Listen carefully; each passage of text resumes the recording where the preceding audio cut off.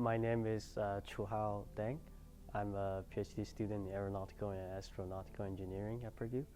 My expertise is deep learning applications in human-centered air traffic control. So how to use and leverage the data and develop deep learning solutions to the challenging problems that air traffic management has.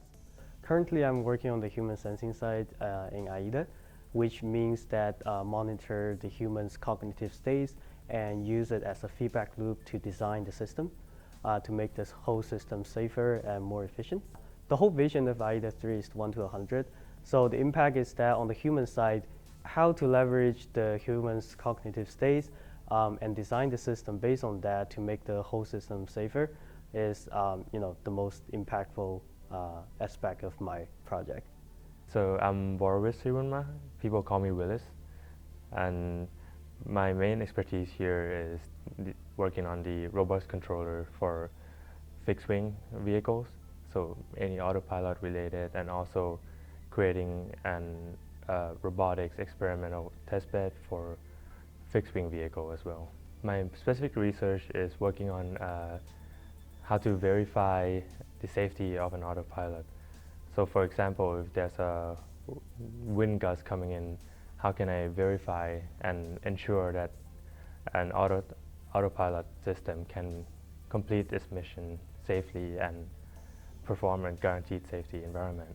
Also creating a testbed that can help verify that before we employ it into a bigger vehicle as well. I would say the most surprising thing that I've noticed from my research is the uncertainties of things that we need to account for in any operations or even on research side, that you would run into problems once in a while, but the fun part is how do we fix it, or what can we do to help fix it?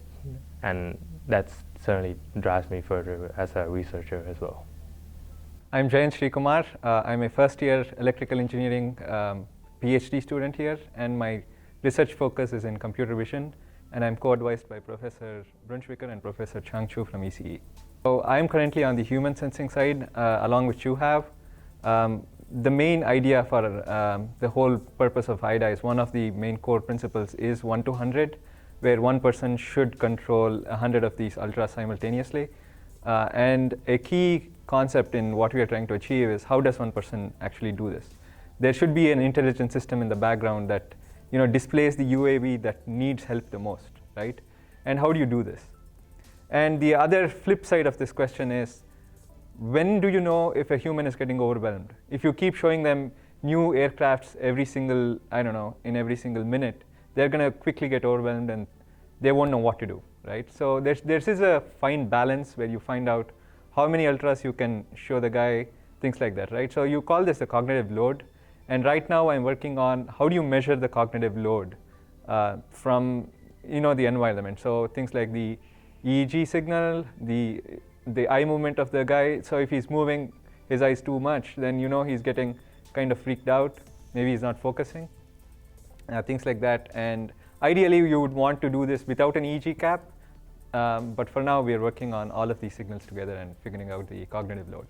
I would measure my impact in mainly two ways. The first one would be scientific impact, meaning I want to publish papers in very top tier conferences, so NeurIPS, CVPR, maybe even things in robotics, because I would like to impact on that community as well. And the other impact is for wind racers and for the UAV community as a whole. How far can I go and actually implement these in real life? Because lab to life is another core part of AIDA. The most surprising thing, I would probably say that I wasn't aware of how centers work. I know how labs work, how you do all that, but the most surprising thing for now is how centers work, how these collaborations with companies work, and also how you file for grants, how you write up these documents to actually generate money.